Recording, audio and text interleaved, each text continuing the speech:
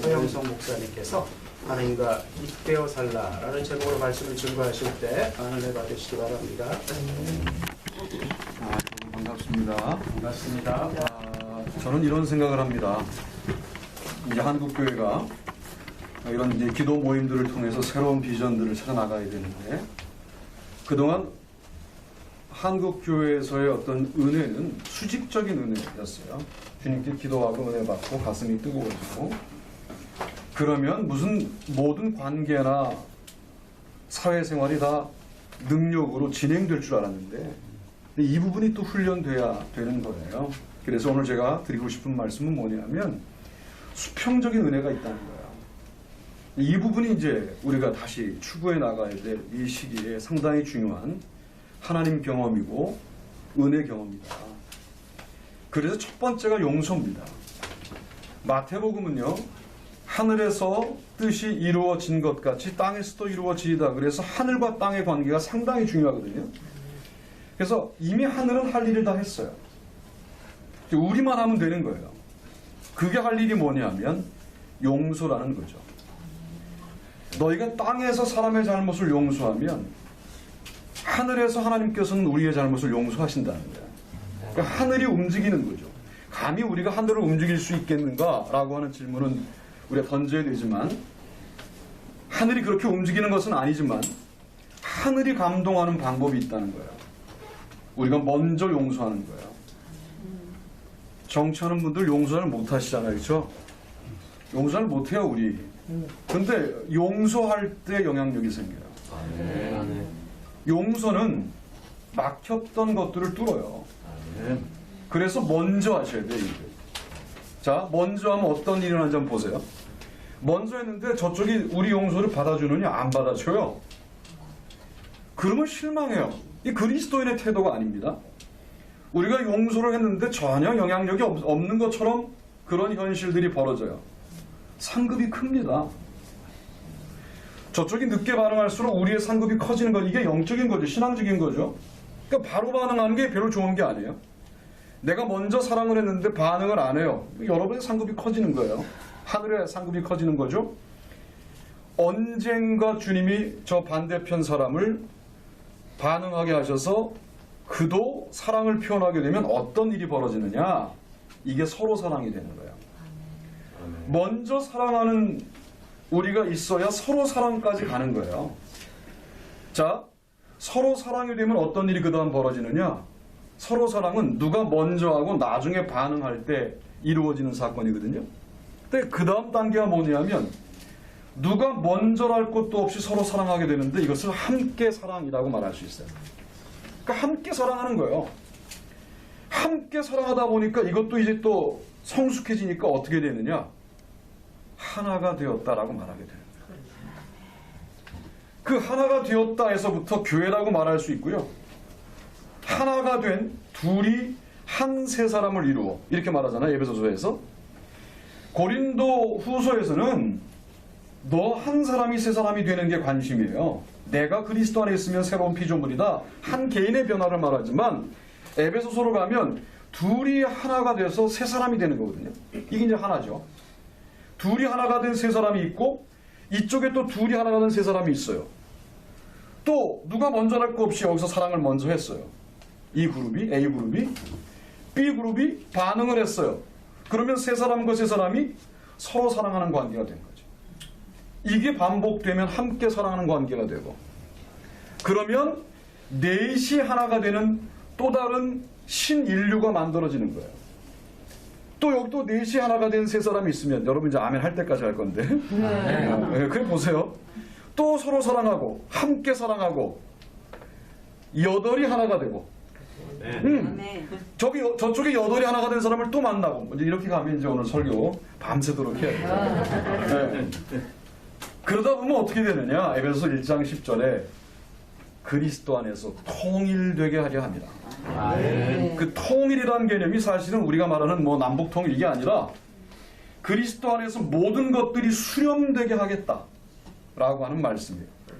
이게 우주적인 교회론이에요. 저는 그래서 이런 기도 모임 상당히 좋아하고요.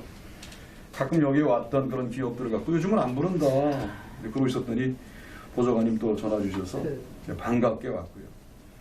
주님의 역사를 이어가는 상당히 중요한 출발 지점에 뭐가 있냐 하면 여러분의 용서가 있다.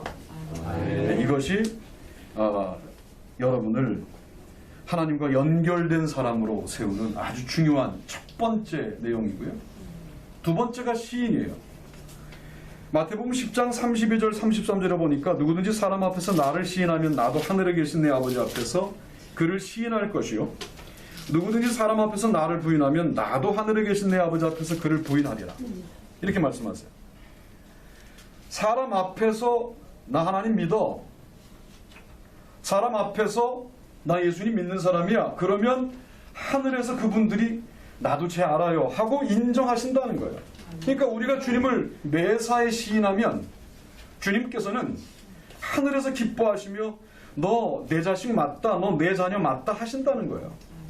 그러니까 여러분의 언행 하나, 발걸음 하나, 손끝 하나, 눈빛 하나 모두 주님을 시인하는 것이 되어야 되는데 이게 얼마나 중요한 거냐면요. 예전에 우리가 한참 그 신학교 다닐 때 그런 말들이 있었어요. 막 그때 여의도 순복음중앙교회가 부흥할 때인데 그 지역장들은 그 평신도들이잖아요. 그 지역장들은 걸음걸이도 틀리다 이런 말들이 있었어요. 씩씩하게 걷는다는 거예요. 네. 열심히 하고 그리고 다른 교단 목사님들은 개척하면 맨날 고생하는데 거기는 개척만 하면 사람들이 많이 모이는 거예요. 뭔가 다른 거죠. 그러니까 매사가 주님을 시인하는 거예요. 그럴 때 하늘도 우리를 인정하시는 역사가 일어나는 거죠. 이게 하나님과 연결되어 사는 방법 아닙니까? 너희를 영접하는 자는 나를 영접하는 것이요 나를 영접하는 자는 나를 보내신 이를 영접하는 것이니라. 마태복음 10장 40절이에요. 주의 종을 영접했더니 예수님을 영접하는 것이 되고 예수님을 영접했더니 하나님을 영접하는 것이 된다. 이런 말씀인데요. 이렇게 말하면 그렇게 여러분 오해하시겠습니다만 저는 주의 종의 이름은 달라요. 다 여러분 주의 종이에요. 여러분 주의 주인이세요? 아니시잖아요. 다 주의 종들이죠. 우리는 주의 종 그러면 뭐 신학을 하고 저처럼 목사가 돼야만 주의 종을 하는데 다 주의 종된 의식을 갖고 살아야 돼요, 여러분들이. 교회에서 목사님을 뭐 만만하게 여겨라 그런 게 아니고 나도 세상에 보냄받은 하나님의 목적을 갖고 있는 사람이다. 이렇게 여기시라는 거죠. 주의 종에게만 잘해라. 왜? 눈에 보이는 주의 종이 잘했더니 하늘에 계신 하나님과 연결되는 복이 있다. 이렇게만 말하면 여러분 오해하실까봐 18장 5절에 마태복음이죠. 또 누구든지 내 이름으로 이런 어린아이 하나를 영접하면 그건 나를 영접함이니 하는 말씀도 있어요. 아래로는 어린아이 하나를 영접하면 예수님을 영접하는 것이 돼요. 위로는 복음을 증거하는 제자들을 영접했더니 예수님을 영접하는 것이 되고 예수님을 영접했더니 하나님을 영접하는 것이 돼요. 그 영접이라는 게 얼마나 중요합니까? 우리의 이 예배 공동체에 이제 새로운 멤버가 왔을 때가 상당히 중요해요. 잘 영접하는 거예요. 그러면 하늘에서 우리가 영접받아야 될 일이 있을 때 우리도 영접함을 받는 거죠. 그러니까 하늘과 연결되는 세 번째 방법은 영접이에요. 사람을 환영하는 거예요. 네? 그거는 뭐 짐승들도 알잖아요. 강아지들도 자기를 반기는 사람을 알아요. 네? 요즘 보면 다 뭐 2마리 1마리씩 끌고 다니시는데 네. 아주 뭐 전 그래서 영접이라는 거 매우 중요한 세 번째 가치라고 생각을 합니다. 마태복음 16장 19절에 내가 천국 열쇠를 내게 주리니 내가 땅에서 무엇이든지 매면 하늘에서도 매일 것이요 땅에서 무엇이든지 풀면 하늘에서도 풀리리라 하시고 라고 말씀합니다. 이게 이제 베드로에게 주셨던 천국 열쇠인데요. 천국 열쇠에 대한 해석이 여러 가지예요. 이게 무슨 뭐 축복권이다, 뭐 기도의 능력이다. 저는 말씀 깨달음의 능력이라고 생각을 해요.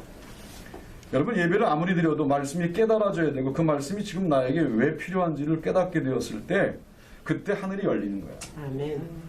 저 같은 목사들은요 그럴 때가 있어요. 말씀을 준비해 놓고 두려울 때가 있어요. 늘 그러느냐? 그렇진 않아요. 와 이런 말씀은 나한테 주시지 말아야 될 말씀인데 별것도 아니고 아무것도 아닌 나한테 왜 이렇게 귀한 깨달음의 말씀을 주셨을까? 그럴 때 사실 두렵죠. 그리고 두려운 마음 배경 뒤편에 뭐가 있냐면 참 감격스러워요. 아직도 쓰시는구나. 그런 마음이 있는 거죠. 나 죄인인데 인물이 없긴 없나 보다 요즘에. 아직도 나에게 이런 말씀을 주시는구나. 그럴 때가 있어요. 여러분 그런 때는 잠이 안 오거든요. 새벽기도 준비를 해놓고 잠이 안 와요. 새벽기도 몇 명 오지도 않아요. 요즘 새벽기도 많이 못 하시거든요. 군목할 때는 새벽기도 뭐 한 2명, 3명 오는데도 그 말씀이 깨달아지면 뭐 잠을 못 자겠어요. 가슴이 두근거려서. 하늘과 연결된 감격이거든요. 여러분 예배를 드리시면서 섬기시는 교회에서 이 말씀은 나에게 주시는 말씀이다. 그러면 요즘 교인들은 누가 목사님한테 일렀다 그러더라고요. 일렀대요. 그런데 그 잃은 게 아니고 하나님께서 주시는 거예요. 지금 그 말씀. 얼마나 감사해요. 나 들으라고 지금 마치 이것은 나 혼자 예배하는 것 같은 그런 느낌으로 지금 목사님 말씀하시면 그걸 감격으로 받아야 되는데 누가 일렀다 그런다고. 여러분 그러지 말고 그럴 때 이게 천국 열쇠가 될 것이다. 나에게. 이게 올 한 해 나의 인생을 여는 말씀이 될 것이다. 또 나의 평생에 문제가 생길 때마다 그 문제를 여는 열쇠가 될 것이다. 하늘과 연결되는 연결감을 나에게 줄 것이다. 그렇게 말씀을 받으시면 하늘에서 매면 땅에서 매면 하늘에서도 매이고 땅에서 풀면 하늘에서도 풀리는 그런 은혜를 우리가 경험하게 되리라 믿습니다. 마지막으로 진실로 다시 너에게 이르노니 너희 중에 2사람이 땅에서 합심하여 무엇인지 구하면 하늘에 계신 내 아버지께서 그들을 위하여 이루게 하시리라. 2-3사람이 내 이름으로 모인 곳에는 나도 그들 중에 있느니라. 마태복음 18장 19절로 20절 20절 말씀은 익숙하신데 19절 말씀이 조금 익숙하지 않으시죠? 너희 중에 2사람이 땅에서 합심하여 무엇인지 구하면 이렇게 돼 있어요. 그러니까 이게 합심 기도를 강조한다 이렇게 생각하시겠지만 기도보다는 무엇이 먼저라고 말씀하고 있냐면 합심이 먼저라고 말씀하시는 거예요. 합심이 돼야 돼요. 여기 모인 사람들도 모두 합심하셔야 되고 여러분의 섬기는 교회도 합심하셔야 돼요. 합심을 깨는 일을 하지 마세요. 이 합심이라는 단어가 숨포네오예요. 숨포네오가 나중에 뭐가 되냐면 쉼포니 거기서 나온 거거든요. 자기의 목소리를 내지 말란 말이 아니에요. 그 목소리가 화음을 이루도록 하자는 거예요. 목소리를 내지 않으면 그건 아무건 영향력이 없는데 목소리를 내시는데 이게 소위 합심을 깨지 않는 다양한 조화를 이루는 그런 공동체가 얼마나 아름답습니까? 여러분의 의지와 뜻을 관철하려고 하지 말고 공동체 내에서 잘 합심, 하모니가 일어나도록 하는 일들에 우리가 집중하게 될 때 네가 땅에서 합심하여 무엇인지 구하면 이루게 하시리라. 하늘이 일하시겠다는 거예요. 이렇게 우리가 바라보는 모든 해석의 근거는 뭐냐면 마태복음 6장 10절에 나라가 임하시오며 뜻이 하늘에서 이루어진 것 같이 땅에서도 이루어지이다. 땅과 하늘은 연결되어 있어요. 여러분 우리가 얼마나 대단한 사람들입니까? 눈 한번 질끈 감으면 하늘나라가 보이고 그리고 잠시 말씀 가운데 들어가면 하늘나라가 느껴지는 것이 우리들이잖아요. 또 얼마나 귀한 분들이에요. 이 땅이 전부인 줄 알고 사는 사람들과는 다른 삶의 질을 가지고 살아가는 사람들인데 하늘을 여는 아름다운 방법들을 우리가 모르고 살아갑니다. 용서하셔야 돼요. 매사에 주님을 시인하셔야 돼요. 주의 종들을 영접하고 어린아이들을 영접하고 모든 사람을 영접해야 돼요.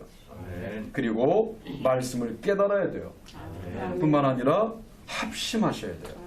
이 5가지의 가치가 여러분의 삶 가운데 굳건히 자리를 잡아서 하늘이 때마다 일마다 열려서 여러분을 돕는 귀한 인생을 사시게 되기를 주님의 이름으로 축복합니다. 감사합니다. 찬송가 300